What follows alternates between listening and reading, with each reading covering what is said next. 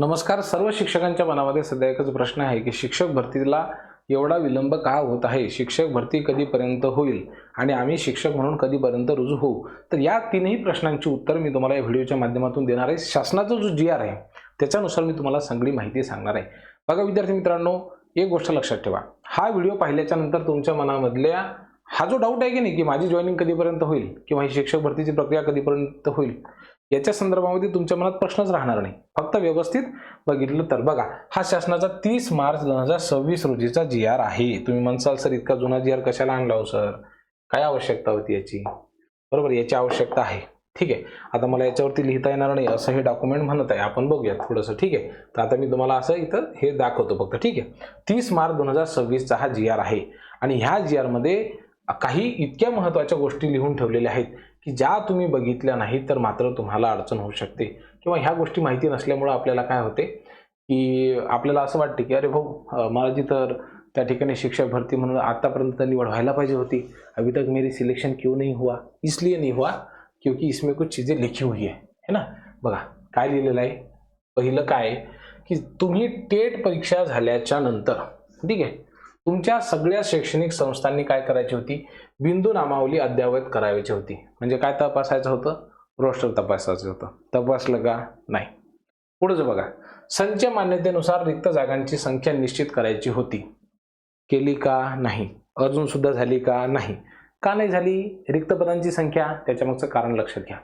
विद्यार्थी मित्रांनो, जे शिक्षक एक्सेस आहेत त्या शिक्षकांचं म्हणजे समायोजन झाल्याशिवाय तुम्हाला रिक्त पदांचा आकडा घोषितच करता येत नाही. हा जो रिक्त पदांचा आकडा आहे की नाही, हा रिक्त पदांचा आकडा तुम्हाला घोषितच करता येत नाही, जाहीर करता येत नाही, लक्षातच येत नाही. का बरं?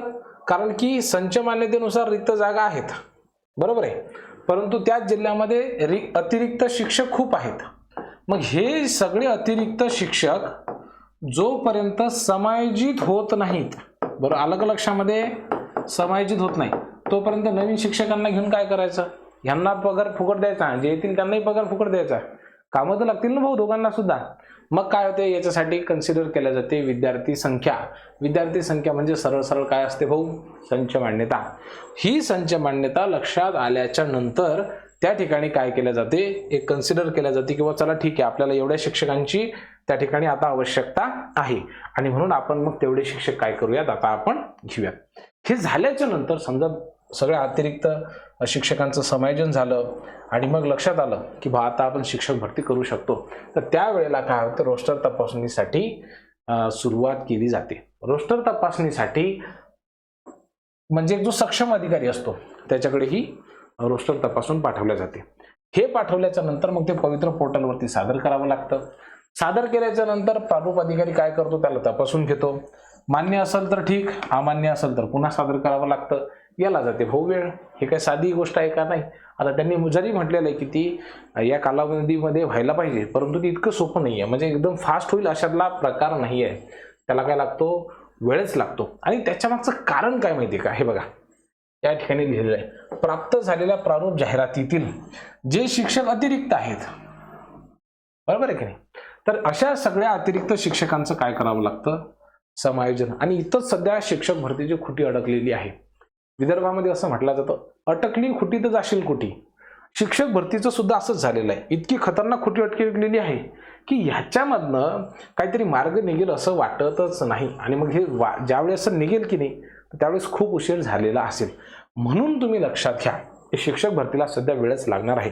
आता यामध्ये आणखीन एक महत्त्वाचा फॅक्टर जो तुम्ही आपण सर्वांनी गृहीत नाही धरलेला आहे, तो मला असं वाटतं की या ठिकाणी आपण लक्षात घेतला पाहिजे. काय आहे की 2022च्या ज्या याद्या आहेत ना विद्यार्थी मित्रांनो, तर त्या पुन्हा एकदा लागणार आहेत. त्या याद्या रिवाईज होणार आहेत आणि ह्या जर याद्या रिवाईज झाल्या तर शिक्षक भरती 100% लांबणीवर पडणार आहे. दुसरं महत्त्वाचं फॅक्टर म्हणजे काय आहे की ज्या आश्रमशाळा आहेत तर त्या आश्रमशाळामधील पद सुद्धा या शिक्षक भरतीमध्ये येणार आहेत, बरोबर आहे. आणि त्यामुळं या शिक्षक भरतीला 100% काय होणार आहे, लेट होणार आहे किंवा उशीरच होणार आहे. ही गोष्ट आपण सगळ्यांनी लक्षात घेतली पाहिजे.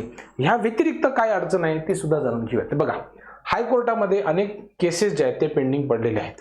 अनेक शिक्षकांना टर्मिनेट केलं होतं, परंतु ते शिक्षक सध्या कोर्टामध्ये जाऊन केस लढत आहेत, आम्हाला पुन्हा रुजू करून घ्या काही कारणामुळे. बरोबर आहे. मग अशा ज्या काही कोर्ट केसेस असतील तर त्यामध्ये जे शिक्षक आहेत आता त्यांना अतिरिक्त धरायचा का, हाही प्रश्न आहे. बरोबर आहे. म्हणजे त्यांच्या नियुक्तीच्या संदर्भामध्ये देखील वेगवेगळ्या सूचना ह्या देण्यात आलेल्या आहेत. ही गोष्ट आपण सर्वांनी लक्षात घेतली पाहिजे. आणि मग हे सगळं झाल्याच्या नंतर जाहिराती पोर्टलला येतील आणि त्याला खूप वेळ लागेल. हे सगळं झाल्याच्या नंतर मग तुम्हाला प्रिफरन्सेस देण्यात येतील. आलं लक्षामध्ये. तोपर्यंत तुम्हाला लवकरच प्रिफरन्सेस देणं सुरू होईल असं म्हणता येणार नाही. याला काय लागेल, 100% वेळ लागेल. तर ही इतकी सगळी प्रोसेस आहे. या प्रोसेसला डेफिनेटली वेळ लागेल. म्हणून आपण सर्वांनी एक गोष्ट लक्षात ठेवायची आहे की ही जी टेट परीक्षा आहे तर ती फक्त तुमच्या अभ्यासाची परीक्षा नसून तुमच्या संयमाची देखील परीक्षा आहे. आणि म्हणून या सगळ्या प्रोसेसला काय होत आहे, विलंब लागत आहे. किती विलंब लागेल सांगता येत नाही. माझा असा अंदाज होता की 15 ऑगस्टपर्यंत किमान विदाऊट इंटरव्ह्यूची लिस्ट लागायला पाहिजे. बरोबर की. आणि सध्या मला डेफिनेटली वाटतं की 15 ऑगस्टपर्यंत विदाऊट इंटरव्ह्यूची लिस्ट लागेल म्हणजे लागेल. आलं लक्षामध्ये.